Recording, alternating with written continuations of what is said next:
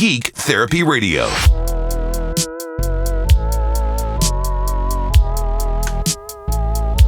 Welcome to Geek Therapy Radio. You've got your mental curator, Johnny Hemberger. GeekTherapyRadio.com for more information, all those good plugs. Geek Therapy Radio on Facebook, Instagram, Twitter, YouTube, all that good stuff. Speaking of YouTube, you know what?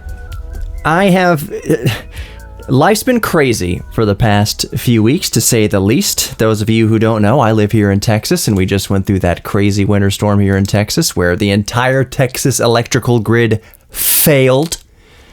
I've talked about that on past shows since then. I won't go into it any further on this podcast or on this radio broadcast, but that has just added to the milieu of things going on over the past few weeks. So I apologize for the lack of YouTube content, and I say that because I am recording this right now, this radio broadcast. I'm also recording it to upload to YouTube, so get ready with a thumbs down, the dislikes, all that stuff, whatever you want to put on this video. I just haven't uploaded a YouTube video in a long time, and I thought maybe it would be fun for some of my subscribers, at least, who are into this kind of thing, to see what happens, see how I record a radio show. And really, this is it. I have been setting up my new studio in my home. I've basically been moving it from one room over there, about 10 feet over there, to 10 feet over here. We are making that bigger room the guest room slash nursery for my son Riker. And the smaller room, which was his nursery, is now my geek cave slash studio. So if you're watching on the YouTube channel right now, you can see that I have my cubicles, my Target MDF particle board cubicles all set up here.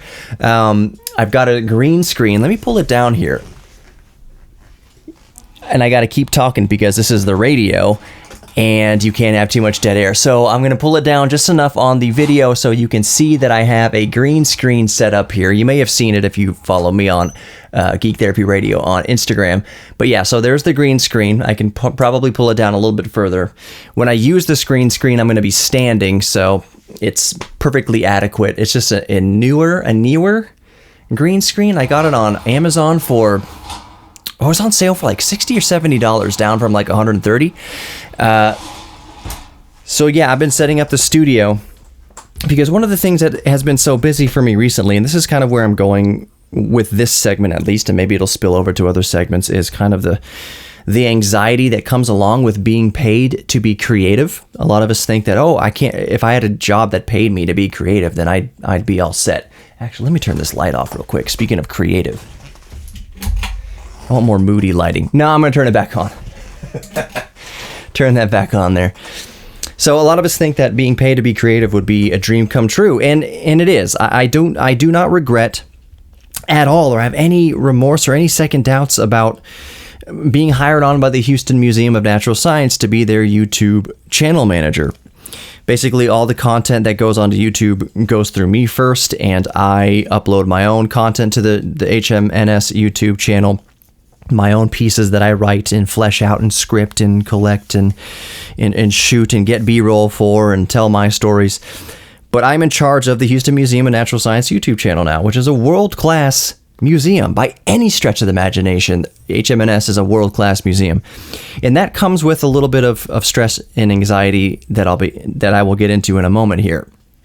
But yes, so having a little baby, an infant, Riker is 4 years old, going on 5 months old. I've been setting up this new studio, and I just started 3 weeks ago, I guess at this point, my job at the Houston Museum of Natural Science. So that's why the content hasn't been flowing as usual as it has been to YouTube and to my Geek Therapy Radio YouTube. And that's why the podcasts haven't been rolling out. And to tell you the truth, just to be frank with you, I didn't release the last broadcast as a podcast. I have a listener or two who are the voice of reason. The last broadcast, I really ripped into cancel culture, and I really got butthurt big time about cancel culture. And of course, I tried to see it and kind of be devil's advocate from both sides of the aisle. But I didn't release that as a podcast because I really want to... I want to keep Geek Therapy Radio focused, and I think talking about cancel culture kind of gets a little bit, it can't help itself but be political, I think. It kind of dances too close to that political line, and Geek Therapy Radio is all about accepting everybody.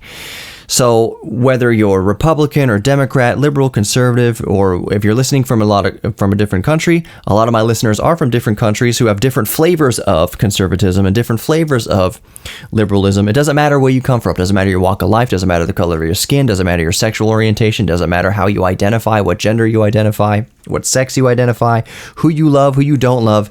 Everybody is welcome here at Geek Therapy Radio because we are all geeks about something.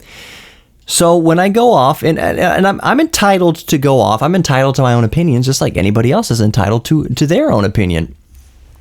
But so when I go off on something like cancel culture, I think that kind of gets a little bit too out of scope of what Geek Therapy Radio is. Plus, I had a turnaround. My opinion has kind of changed, altered, morphed a little bit from what it was last week in terms of cancel culture. So if you haven't been reading or watching clickbait in I guess on YouTube and especially on social media, especially on Facebook and Twitter, the big hubbub in the last week or so has been that Dr. Seuss has been canceled, which is nonsense. And when you first read that Dr. Seuss has been canceled, it gets you all riled up, and it's what it's supposed to be. It's clickbait. But what it is a handful of Dr. Seuss books out of hundreds of Dr. Seuss books. Only a handful of Dr. Seuss books have been discontinued by the estate of Dr. Seuss. Dr. Seuss has not been canceled. Dr. Seuss is not a victim of cancel culture, but Dr. Seuss's family, Dr. Seuss's estate said, you know what? These 6 or 7 books don't kind of align with the grander ethos of Dr. Seuss. And that's kind of what I did with Geek Therapy Radio last week. I let the broadcast play, but I didn't upload it as a podcast because it strayed a little bit too much from the motto and the mission statement of Geek Therapy Radio. That's exactly what happened to Dr. Seuss. It's not that Dr. Seuss has been canceled or will ever be canceled. It's that the estate themselves said, you know what? These 6 or 7 books they don't align with the 95% of the other books. So we're going to discontinue these books. Cancel culture didn't demand that these Dr. Seuss books be canceled. Dr. Seuss's estate said, we're going to get out ahead of this and we're just going to cancel this of our own accord. Not cancel, but kind of discontinue these books for being overtly racist. And you know what? That's fine. I'm not going to get all caught up in that. More Geek Therapy Radio to come. Don't go anywhere. This is live, folks. Live recording. Welcome back to Geek Therapy Radio. You've got your mental curator, Johnny Hamburger. What I meant at the end of the last segment about this is live recording is that if you were watching on YouTube, I'm not editing this, or there may not be many edits unless I say the F word or my junk falls out of my pajama pants. Can you see? Look, this is real. This is real here. I'm wearing pajama pants. Yes, I'm wearing underwear, but anyway, okay, TMI there. I'm not going to make any edits here unless something disastrous happens with my anatomy or speech that YouTube and the FCC frowns upon. So no F words and S words. Well, S words, can you say S words on the radio after the watershed? That's not something I want to test. And you know what? To let you behind the scenes here a little bit of how radio works, especially if you're watching on YouTube, and there may be people that are watching on YouTube that have never turned on terrestrial radio. That could very well be the case. I can't imagine a 13-year-old kid turning on AM radio to listen to conservative talk radio, for instance, or NPR for that matter. They're going to listen to NPR through podcasts, and they're just not going to listen to conservative talk radio, period. That's just the truth. 13-year-old kid? 13-year-old kid? Not many. Besides the tokens. Anyways, I lost my train of thought, and this is the realness of how radio works. I was going to talk about curse words and the FCC and how radio works in that regard. See, any other recording, any other podcast, I would have stopped right there, slapped that thick boy spacebar and have done an edit point and go back to see what I was talking about and catch myself. Nope, we are flying by the seat of our pants here. So the way radio works in terms of the FCC and curse words. I wondered a moment ago, if I said the S word, what would happen? And here's the truth. Here's behind the curtain. Odds are, on my show, Geek Therapy Radio, which honestly I haven't checked when it airs. I think it airs at least Saturday nights right now at 10 p.m. and on Sundays at 6 p.m. I'm not sure if it still airs Sundays at 9 a.m. I may have been preempted by something else, and I didn't check last week. That's kind of a week-to-week basis as far as Geek Therapy Radio being on at 9 a.m. on Sunday. I hope it's still on 9 a.m. Sunday. That'd be great. But when I left iHeart as a full-time employee, I said, you don't have to keep 9 a.m. If a paid programming comes along and says, we'll offer you X amount of dollars for 9 a.m., of course, I don't expect to be at 9 a.m. on Sunday. But the point is, let's say my show versus a nationally syndicated show like Walton and Johnson or Michael Berry or something like that. If I, on Geek Therapy Radio, who is not a primetime show, like I mentioned, 10 p.m. Saturdays, that's not primetime at all, AM radio, 6 p.m. Sundays, that's better, but it's not primetime. 9 a.m. Sunday, that's even better, but still not prime time. Like I said, I'm not a Michael Berry, I'm not a Rush Limbaugh, God rest his soul. I don't have that scope. I don't have that many listeners. Let's just be honest. In comparison to what Rush Limbaugh had or Sean Hannity has or Michael Berry has or what have you.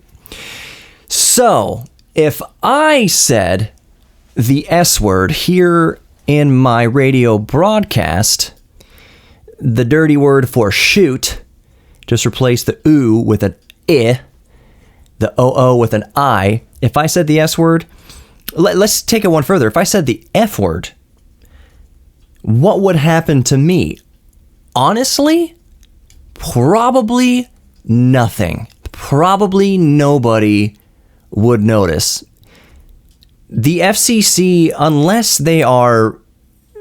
you're unlucky and they're just randomly listening to your show, if you're a small show like mine is, if they're just randomly listening to a small show and you say the F word, abso-freaking-lutely, they will contact the radio station and they will be held to pay up to and including $1 million fine and losing it's not $1 million. $1 million is if you mess up an EAS alert.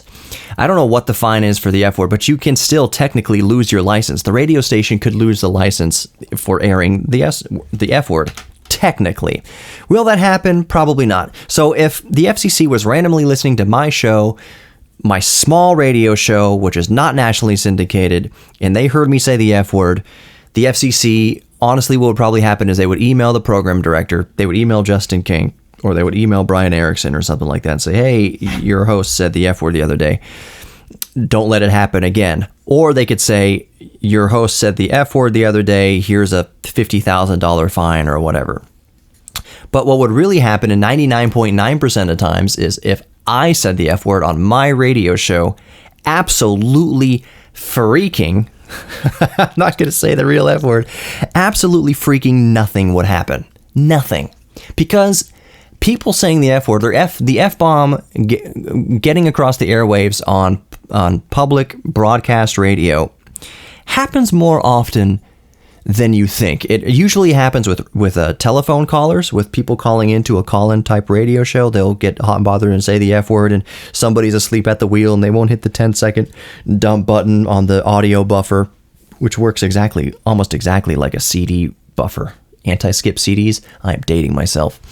They wouldn't catch it. It would go across the air, and usually nothing would happen. Honestly, usually nothing would happen unless. See, so let's take let's use the Sean Hannity show for example. I would use Rush Limbaugh, but Rush Limbaugh is no longer with us, and just you get what I'm saying. A nationally syndicated show, how many tens of millions of listeners every single day. If Sean,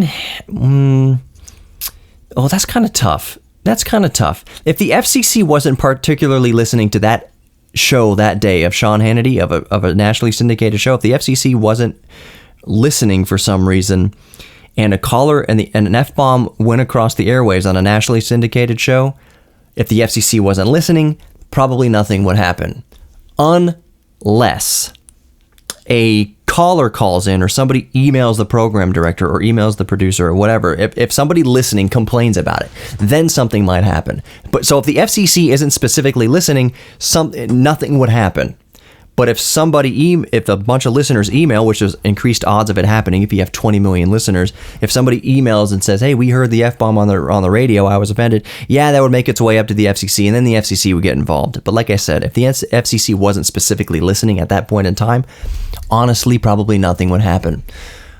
Also, I didn't know I'd get so kind of behind the curtain here, but maybe some of you listening could appreciate it. Maybe somebody watching on YouTube can appreciate it. And again, if you're on YouTube watching this and you've already slammed the dislike button, I hope you didn't. But if you did, I can understand. I'm putting this content out there because I haven't put much out there recently.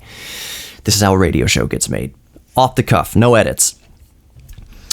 But if somebody called up and complained that they heard the F-bomb, then that's when the FCC would get involved. But if the FCC didn't hear it the first time, then nothing would happen.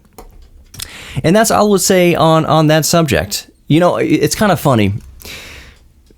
Speaking of the FCC and such, I have, and I keep checking my camera because I hopefully it doesn't tilt out of view here. Behind me, I don't know if you can see on the YouTube, I have got a couple of ham radios. They're nothing special. They're the Bofang radios that you can get for like $25 on Amazon or something like that. I don't have my ham license. I do not operate. I do not transmit on any ham frequencies because I don't have my license, but it's still fun to listen to local repeaters.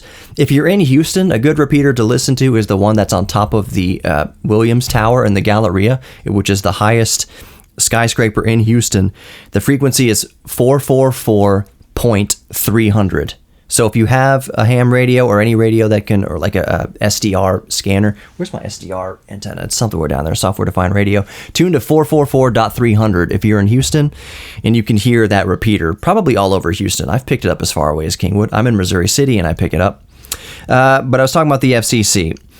What if I were to start operating transmit on a ham radio frequency? So if I hit transmit on 444.300,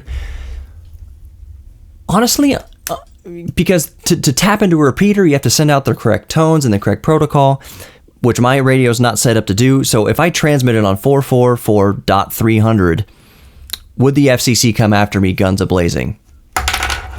No. They wouldn't. They would have to be listening specifically at that specific point in time when I do it, and I would have to do it repeatedly for them to triangulate where I am.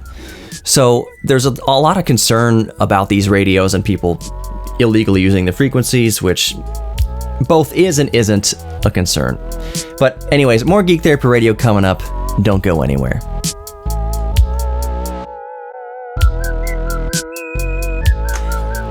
Welcome back to Geek Therapy Radio. You've got your mental curator, Johnny Hemberger. If you are watching this on YouTube, you'll notice that between segments, my mouth moves and you can't hear anything. That's because I don't have OBS set to record this microphone through my Tascam interface. And by that, I mean I haven't figured out how to do that. This is not just a normal USB this is not a USB condenser microphone. This is a 20 in, 20 out professional grade audio interface, so it's not as simple as just plugging it in and you're off and running doing Zoom meetings, or you're off and running recording this microphone through OBS. It has to do with the drivers being used, ASO drivers, and all that sort of whatnot. And it's a little pain in the butt to get. It's a pain in the butt to get this Tascam US 20x20 to play nice with OBS. So again, if you're watching on YouTube and in between the bump music, you see my mouth moving, you couldn't hear me, that's because I'm talking to my freaking self because I wasn't recording into Reaper, which is my chosen DAW. I used to be all about, that's kind of a good subject for this segment. Those of you listening on the radio, a lot of you maybe, are musicians, singers, songwriters, or podcasters, and you have your chosen DAW. DAW stands for Digital Audio Workstation. My DAW for the last, seriously, probably almost 18 to 20 years has been Cakewalk. It was Cakewalk Home Studio back when I first started using it. The professional version I've been using for 15 years it's called Cakewalk Sonar. I know a lot of you listening right now who do podcasts and make music are familiar with Cakewalk Sonar. That has been my DAW of choice for the past 15 years or so. And I will say that if I'm recording music, like let's say I'm recording an acoustic guitar, I'm coming up with a rhythm track, I'm recording bass, I'm recording synths, I'm putting together a full polished song, I will not of course, but I will use Cakewalk Sonar. That is what I am most comfortable with. I was certified with Pro Tools, funnily enough, but I don't prefer Pro Tools. I know my way around Pro Tools. I don't prefer Pro Tools. I prefer Cakewalk Sonar for musical creativity. But I have found recently, probably over the past 6 months, my DAW of choice for podcasts is now Reaper. Reaper is amazing. You can use Reaper for free. It's kind of set up like WinRAR. It's like, hey, you can use this for as long as possible. We say you can use it for 60 days or 60 hours or whatever for free. And then after that, we highly suggest you pay for it. It's kind of open source freeware like that, fully featured. You're not restricted by anything, as far as I know, in Reaper if you never pay for it. I paid for it. I paid the $60 or $70 for it because it is such an amazing piece of audio audio software that the people who develop, I think it's Kukos, the people who develop Reaper deserve the $60 straight up. If you're thinking about getting a new DAW, or you're getting into podcasting or whatever, and you also have a Steam account and you spend $60 every once in a while on a video game, which I freaking don't. Maybe once a year I'll spend $60 on a video game. But if you spend $60 regularly on software, on Steam download, and you are a podcaster, maybe skip one game and give Kukos and Reaper your $60. It is such an amazing piece of software. And if you're coming from Pro Tools, if you're coming from Cakewalk Sonar, if you're coming from, why am I blanking out on the rest of them? Oh, what's the other popular one? I'm blanking out, and I know that there's some people just screaming at their speakers right now. Reason is another one. Fruity Loops, not so much. Fruity Loops is more catered towards just making club bangers really quick on your iPhone. I know that it's more involved in that. I have Fruity Loops. I like Fruity Loops, but it's not. Fruity Loops isn't the best for podcasts. Isn't the best for recording and manipulating raw audio. It's for manipulating loops in MIDI and such. But I'm just saying, if you're into podcasts, and honestly, if you've been using Audacity for your podcast, which I know a lot of people do use Audacity for their podcasts. Am I getting out of frame here? I know that a lot of people do use Audacity for making podcasts, and if you're comfortable with Audacity, you've been using Audacity for a long time, fine. But I would highly suggest making the jump at least to Reaper. Reaper is so, and I'll give you the case in point. The reason why Reaper is so much better than Audacity in my point of view, especially when you start getting more adept to recording podcasts and working with audio in general, is that Audacity allows you to open plugins. Like, you can open the plugins in real time and see how you're manipulating and more importantly, hear how you're manipulating audio in real time. It's real-time effects where you can see what you're doing, versus Audacity, where let's say you open a compressor in Audacity. You have to do the settings for the compressor, so the threshold, the ratio, the knee, the release, the attack and such for the compressor, and then you hit apply. And then you got to hear how it sounds in the audio, and you go from there. It's called a destructive edit. In Reaper and in Cakewalk Sonar and in Pro Tools and other DAWs like that, you can do non-destructive edits on the fly. So you can adjust compressor settings in this case on the fly without doing a permanent edit to the audio. And why is that important? It's because let's say you do the destructive edit to your audio in Audacity. You get the compressor sounding the way you want the compressor to sound. So your whispers are just as loud as your yells. That's what a compressor does. In a nutshell, oversimplified. But let's say you add the destructive edit, you apply the compressor settings to all the audio at once, and you see the actual waveform crunch down and become uniform. Okay, that's great. And you do the makeup gain, you do the makeup gain on the fader, you do the makeup gain in the compressor itself upon rendering out the audio file, whatever. It's a destructive edit, and you can see that it's a destructive edit on the waveform. That's fine and dandy. Let's say you get 20 minutes into the podcast and you want to undo it for some reason. You want to make some sort of change, and you've already made all these cuts and edits and cuts and splices in the audio file. Well, now you're kind of screwed because you did a destructive edit. And that's why moving up to, I'll say up to, because Audacity is really basic and free in all of its glory. But once you get more advanced, I would say a natural progression is to move up to Reaper, because you can start making those non-destructive edits and you can start seeing and hearing how you're affecting audio in real time without committing that edit to the audio. At any point in time, I can go back right now and change my compressor settings. I can add a chorus effect, I can add a reverb, I can do whatever I want to it non-destructively, and then just bypass the effect if I don't want the effect on the audio anymore. That's called a non-destructive edit. So Reaper is an amazing piece of audio software if you record podcasts, and I know that it is full featured as far as recording songs. I could whip out the acoustic guitar, bring my microphone down, which you can see on YouTube. It's a MXL V67G that I bought in 2003 when I first went to audio engineering school. I could bring this microphone down, place it place it about 12 inches from the 12th fret, a little bit off axis, maybe a little closer, 6 inches, a little bit off axis, whatever. I could start strumming the acoustic guitar, and I could fully flesh out a song in Reaper, and then I can go through. I know I could, using MIDI and synths and everything, plugins, that I could hash out like an organ, because I don't have a pipe organ, so I can bring in a pipe organ using a synthesizer baked into Reaper. I know I can do that, but I haven't put that time and effort into do that. That's why I said that when I flesh out songs that I prefer to use Cakewalk Sonar, because I am a breeze at using Cakewalk Sonar in that regard, using MIDI, blending it with synthesizers, and blending it with actual analog audio recording. I am way more comfortable in Cakewalk than I am in Reaper. But one of the huge reasons why I like Reaper is that Reaper is cross-platform, and that's huge. Cakewalk Sonar is not cross-platform. Cakewalk Sonar is PC only. It is not on Mac. It is not on Linux. Pro Tools is on PC and it's on Mac, but it's not on Linux.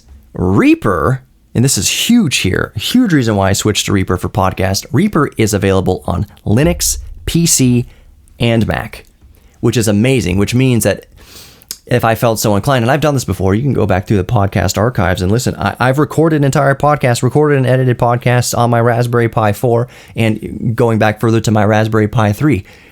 And it's amazing. The Raspberry Pi, you plug in a USB condenser microphone, so like a Samson Meteor or a Yeti Blue or something like that.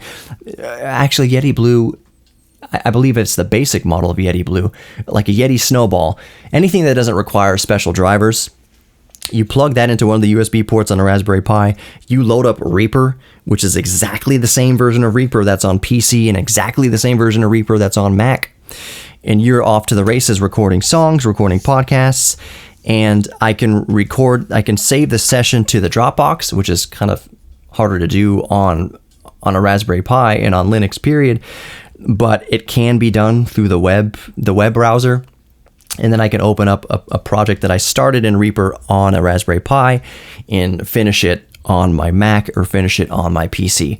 Reaper is awesome. And I kind of want to talk about DaVinci Resolve here, maybe going into the next segment. There's been so much happening in science and tech that has been flying by the radar. Raising a kid and starting a new job, it's tough. I wouldn't change anything for the world. It's tough. But anyways, we'll talk more about that coming up. More Geek Therapy Radio. Don't go anywhere.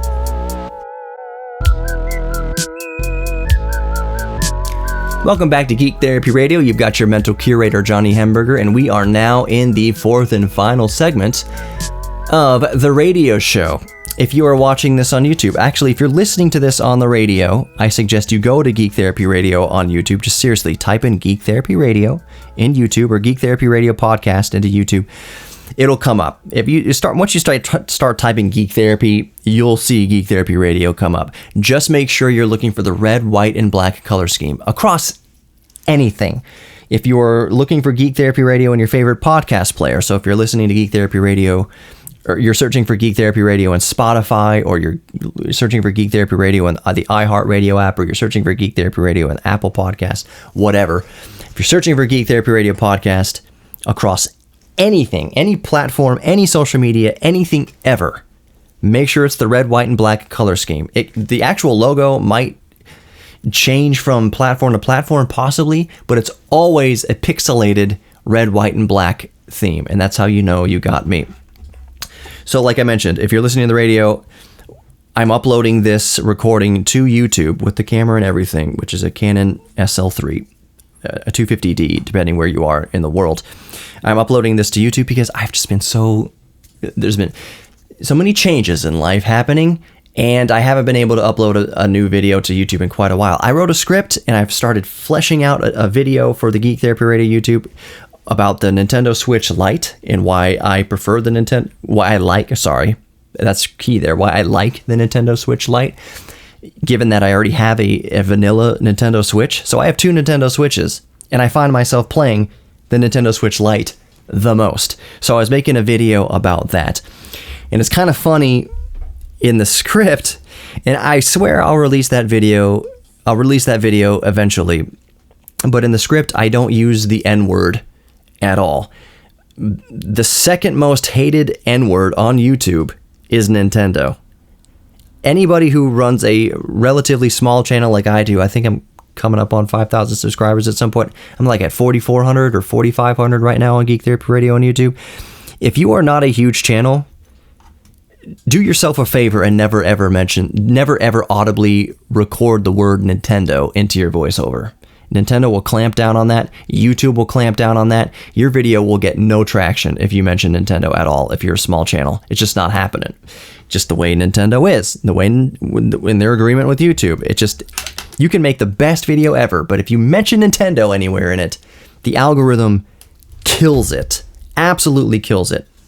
But I am working on that video where I don't mention that N-word. And now to come to think of it, I've said the word Nintendo in this podcast. I will take my 12 views to the bank. That is, unless you share it. If people share this video, that's something the algorithm has no control over, is people actually like sharing a video. So if you work the algorithm as wrongly as possible, like if you make a video to purposefully hit the algorithm as horribly as possible. So let's say you say the word. Let's say it's a 2.5 minute video of random pictures and random B-roll of nothing that makes sense. And then the dialogue is just a bunch of random stuff, but you're including the words Donald Trump and Nintendo in the podcast or in the YouTube video. You can guarantee yourself that the algorithm is going to kill it. You cannot hit the algorithm with the T word or the N word, and in this case, Nintendo. You can't hit the YouTube algorithm with those 2 words and expect any traction. But the algorithm has no control over sharing. So a video can go viral that the algorithm hates, but people are sharing and sharing and sharing and sharing and sharing. So I have said the word physically or audibly into this microphone for this broadcast and YouTube upload. I've said the words Trump and I've said the words Nintendo. The algorithm is red flag in this video. But if you shared it, I'm not telling you to share it. I'm just saying if you did share it a bunch, then that's how the views will go up, because the algorithm is going to squash it.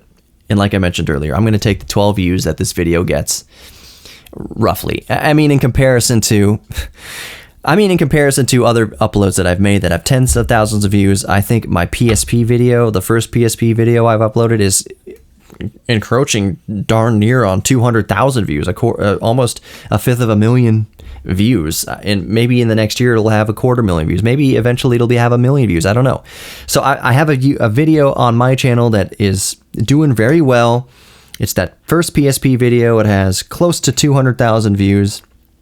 I've got other videos on there that have tens of thousands of views. This video is, just by its very nature and by its length and by how I've hit the algorithm with the T word and the N word, Nintendo and Trump, again, I said it, the algorithm's going to squash it. And that's not a political statement. I don't mean that I'm taking a political stance on that. I just mean that, and I hate this phrase, it is what it is. It is what it is in terms of the algorithm and words you use. You can't, QAnon, which is probably another phrase that I shouldn't be saying on YouTube. QAnon cannot upload a video to YouTube and say the word QAnon. They can't. The YouTube's going to kill it. It's going to kill it.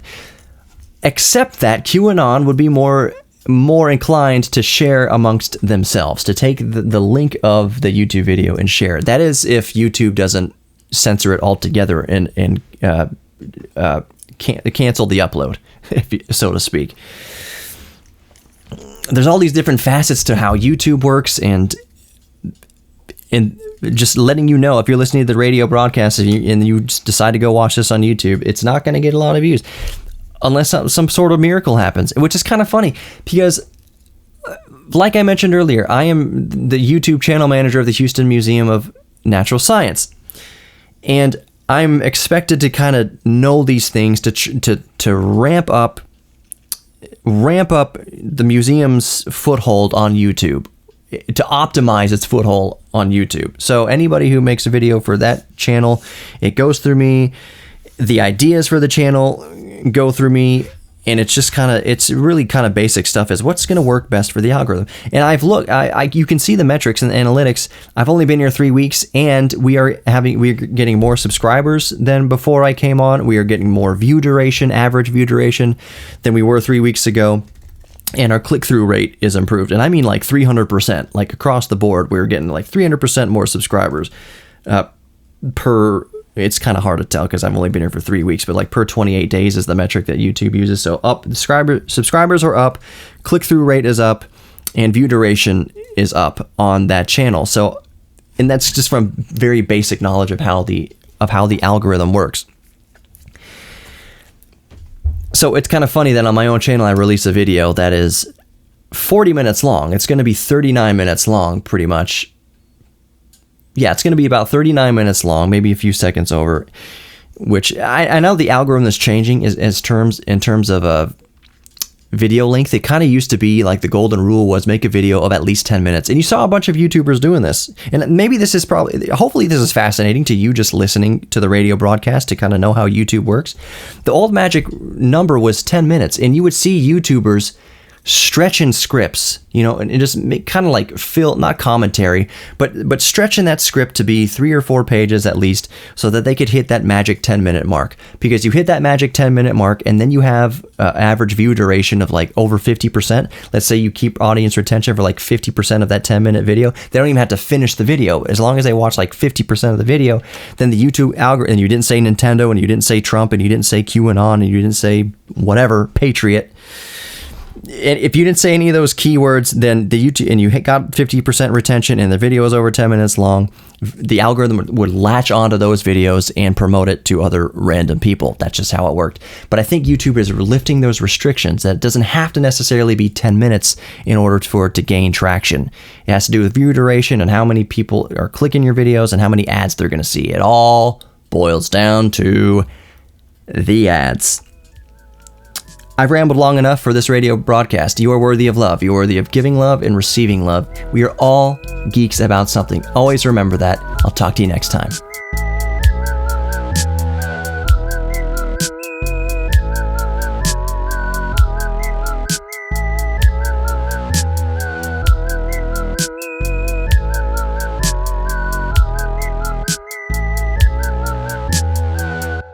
If you'd like to sponsor Geek Therapy Radio, just go to geektherapyradio.com and let's talk.